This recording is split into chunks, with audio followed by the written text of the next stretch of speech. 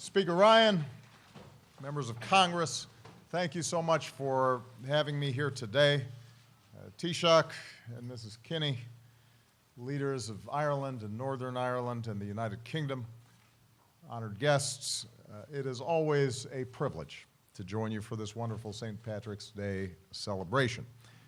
And with names like Obama, Biden, Ryan, and McConnell, you can rest assured that the old sod's stranglehold on power in Washington is as strong as ever. Now, it's true that it's not technically St. Patrick's Day, but that's okay. Most folks who celebrate it aren't Irish either. I can talk about them because I am Irish, as I have been prone to mention on this occasion. Back in 2008, the Corrigan brothers even penned a song called "There is No One as Irish as Barack Obama." This is true. As the lyrics go, from Kerry to Cork, let's hear it for Barack from old Moneygall. And somehow that line did not result in cries for my birth certificate on the campaign trail.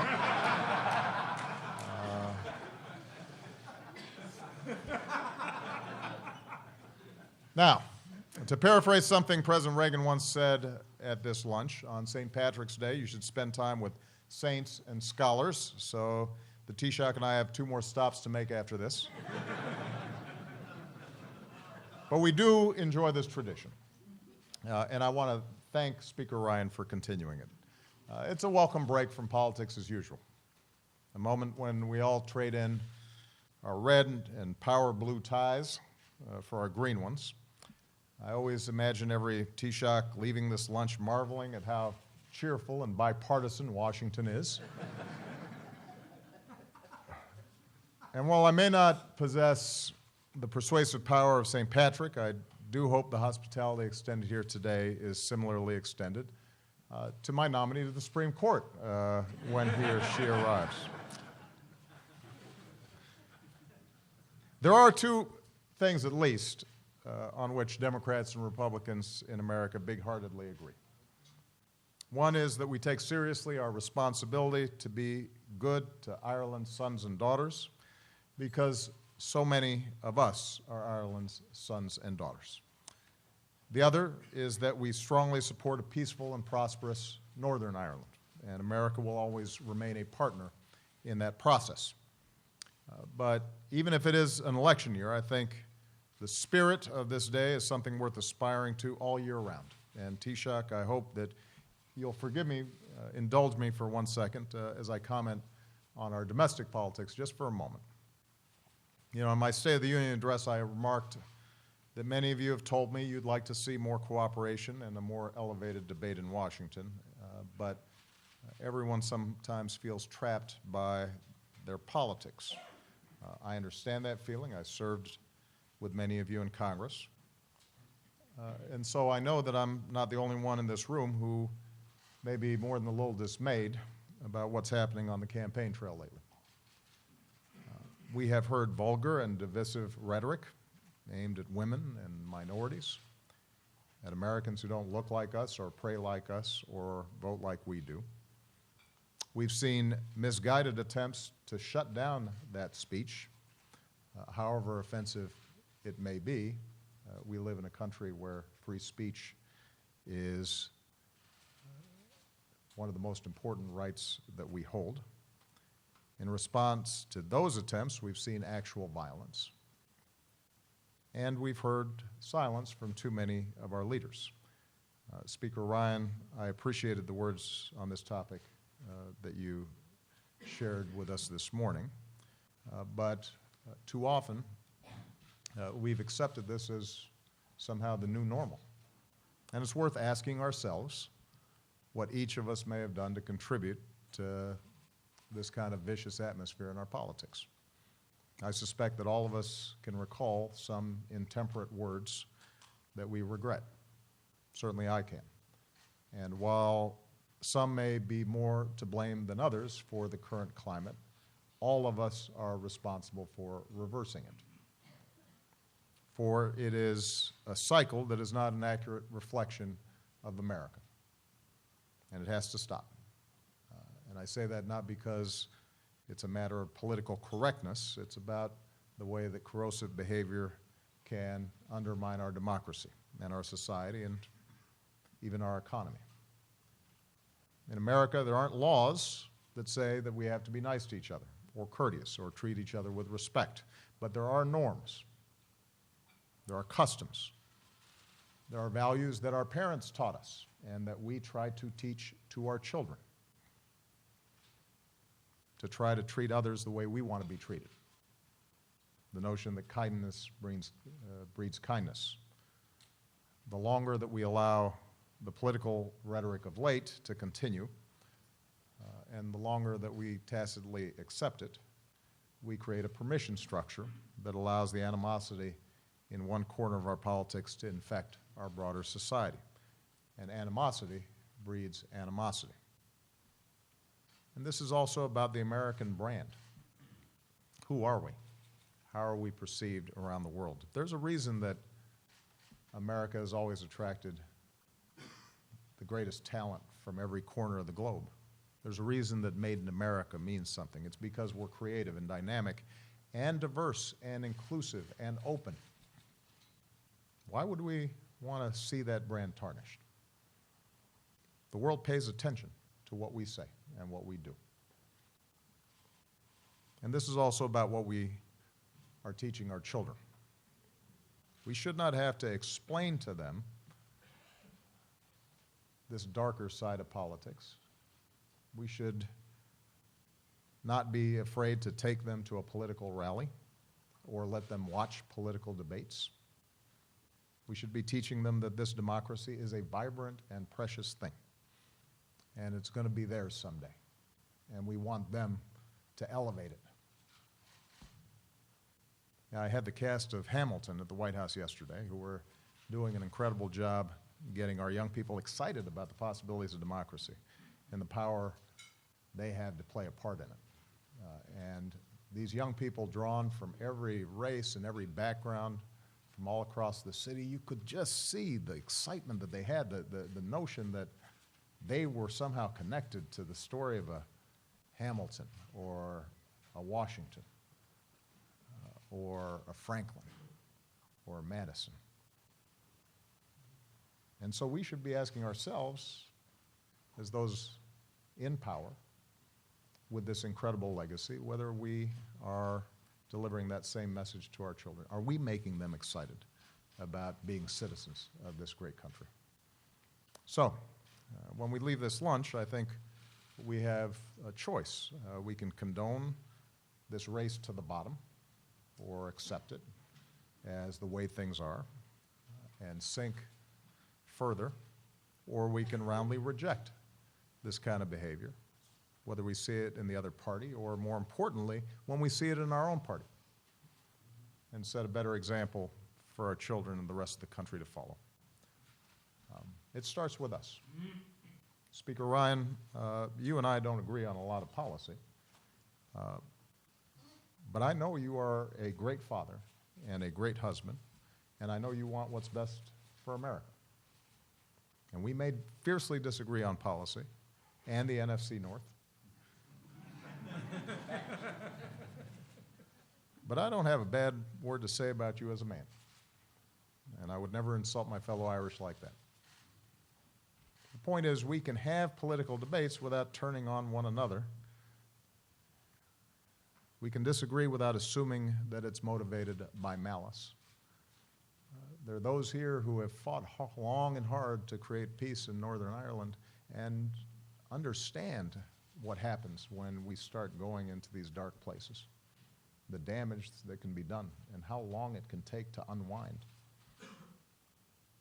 And so we can treat one another as patriots, even if we disagree, as fellow Americans who love this country equally, because it's a place that frees us to have different ideas and different points of view.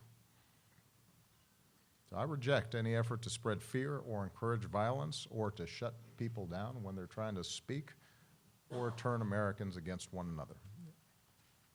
And I think as a citizen who will still be leading this office, I will not support somebody who practices that kind of politics. And any leader worthy of our support will remind us that even in a country as big and diverse, as inclusive as ours, what we have in common is far bigger and more important than any of our differences. That's what carried us through other times that were far more tough and far more dangerous than the one that we're in today. Times where we were told to fear the future, times where we were told to turn inward and to turn against each other. And each time we overcame those fears, each time we faced the future with confidence in who we are and what we stand for and the incredible things that we're capable of doing together. And we do this because we are America. It's a place that sees opportunity where others see peril and that drew so many Irish and other immigrants to our shores. Our unbending belief that we make our own destiny and our unshakable dream that if we work hard and live up to our responsibilities and if we look out for one another, then there's a better day lying right around the bend. That dream has always come true in America. It is what provided hope and comfort and opportunity for so many that traveled across the Atlantic. It always will, so long as we nurture it. Happy St. Patrick's Day, everybody. Let me make a toast to Taoiseach, to Speaker Ryan, to all the leaders who are gathered here. Thank you. May God bless you, and may He continue to bless this great country that we love.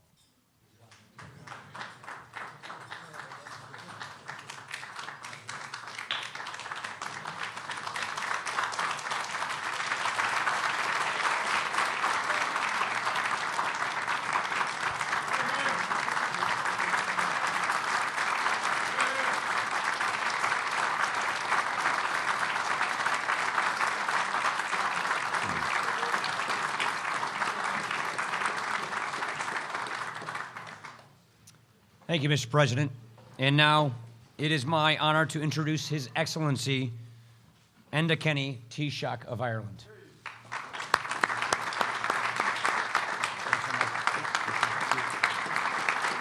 Thank you. Thank you. Mr. Speaker, Mr. President, Mr. Vice President, members of Congress, friends of Ireland, distinguished guests, Fionnuala and I would like to thank you again for the honour and the privilege of being here in this historic room at this historic time. Thank you for the profundity of your words, Mr. President. Let me say that it's, I think you two people should know that Moneygall is not that far from Graiguenamanagh. We've had meetings before in houses at the halfway point, and people will always shake hands and say, we agree. And in respect of the President's comments, it reminds me of what President Kennedy said, that this is a time of leadership, not showmanship. So maybe we might get together somewhere between Graiguenamanagh and Moneygall, if time was appropriate, have a little get together and say, well, we sorted out. I'd like to say that it's a pleasure to be back with so many of you just before the Cherry Blossom Festival and the actual day of St. Patrick's Day. And the presence of so many of you here in this room speaks for itself for the continuity of what was begun so many years ago. Let me congratulate you, Paul, on your appointment as Speaker of the House. This is a really challenging position in a challenging time politically, both here and internationally. And the world has always looked to America to lead. And it's not good when we find a situation where that doesn't apply. So you, with your experience and your long-standing friendship of Ireland, is somebody that we can be very proud of, in taking on a really challenging role in American politics, but also with profound effects internationally. We wish you the very best of luck in that.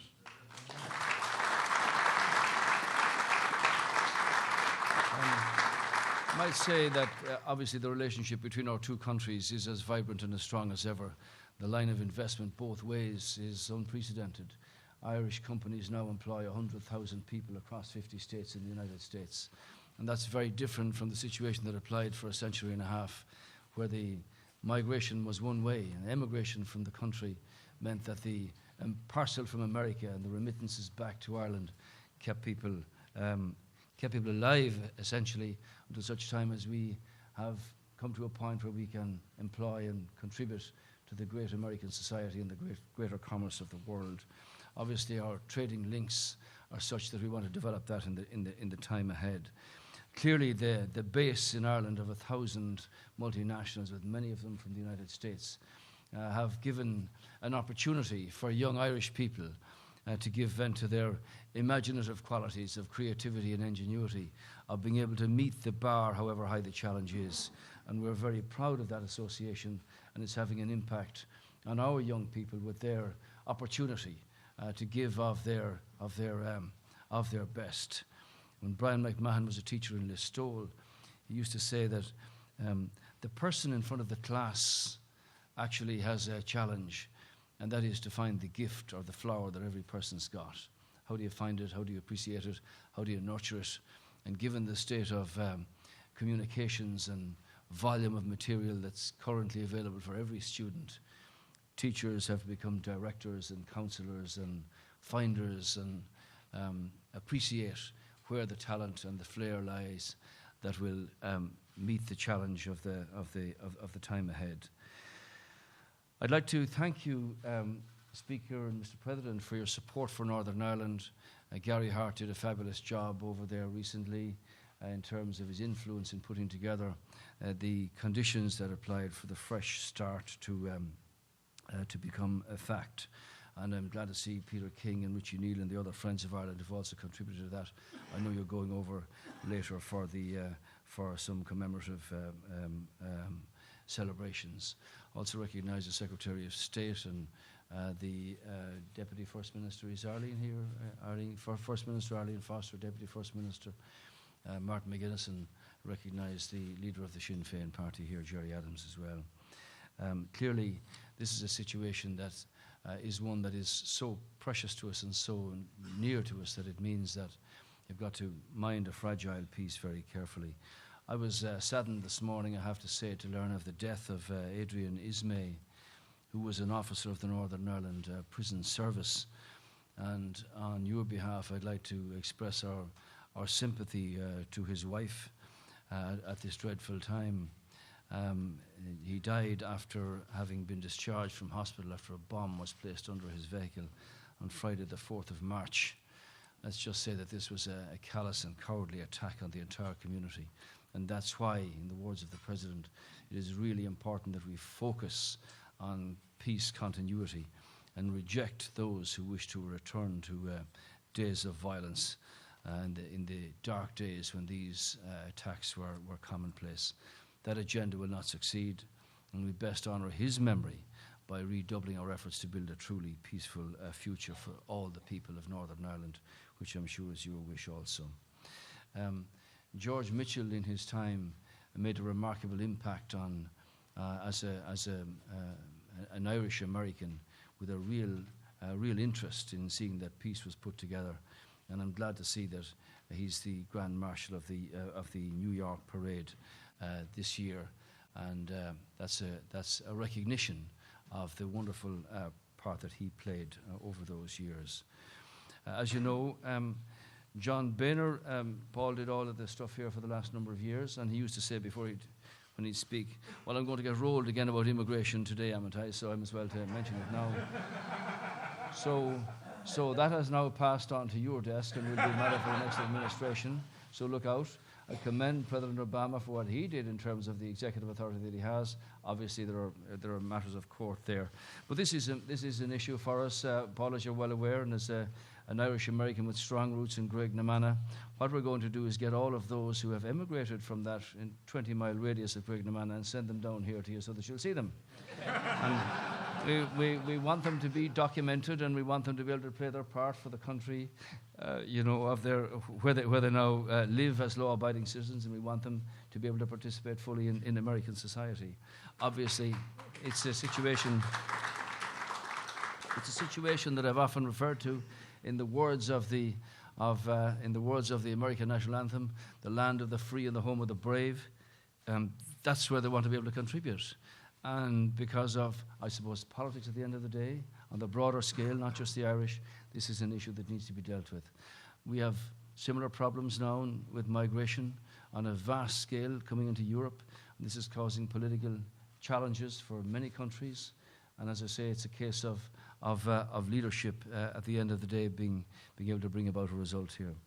So you know yourselves the contribution that has been made by Irish over the centuries to the United States, and the success of the recent film Brooklyn, based on the novel by Colm Tóibín, shows how strongly the immigrant experience continues to resonate with a modern audience. This year there were 9 nominations for Oscars from Ireland, which speaks, if you like, of the continued creativity that our young people have. So as a small Irish nation, obviously those who have travelled and those who are here in the United States want to be part of the greater community in full legitimacy, whether it be Boston, Chicago, San Francisco, Pittsburgh, Pennsylvania, Toronto, or wherever. If they come to America, they like to do that. Other countries, Australia, Britain, and Europe in the same way. This year, as you know, marks the 100th anniversary of the 1916 Rising, which was a seminal moment in the history of Ireland, which set the country on a path which ultimately led to economic and political independence. This could not have happened without the support of the United States of America. The proclamation, which was read by Pádraig Pearse outside the steps of the General Post Office on Easter Monday 1916, speaks specifically of the support of our, as he called it, our exiled children in America. Those exiled children, many of them, their descendants are here in this room, provided the crucial support to ensure that Irish independence, for so long a dream, finally became a reality. Now, I want you to understand that we want this to be a very inclusive, comprehensive, sensitive experience for everybody. And in that sense, the program that has been put out has been couched in that manner, to take into account the contribution or the involvement of everybody, irrespective of their religion, of their creed, of their politics, or where they came from. So in that sense, the commemorative centenary events are for everybody, for the entire country.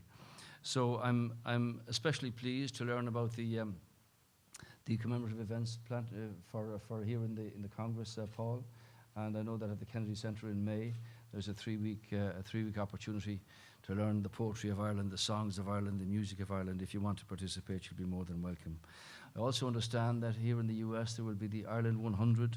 It's a 3-week festival of Irish arts and culture, which takes place, as I say, over that period.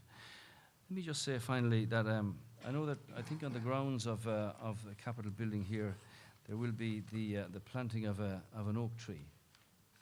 Whether you plant it or whoever plants it, it's a privilege that it should grow here, and it's an Irish oak. And my hope would be that as we start the journey of the second 100 years, that when that tree is 100 years old, and it stands proudly here in the vicinity of the Capitol building, that it has grown, tall and straight into the light, and that it represents our country and the pride that we feel in being here in America, in this building, which was, partially constructed under the engineering ingenuity of James Hoban, who designed the White House. So when you're relaxed down there, Mr. President, it's an Irish architect who designed that for you. But I do hope that that tree represents a symbol of continuity, and that it, reflects the best of what it is, of truth and courage and our common humanity. And that's where we need to be, and that's where politics can bring us. Thank you very much.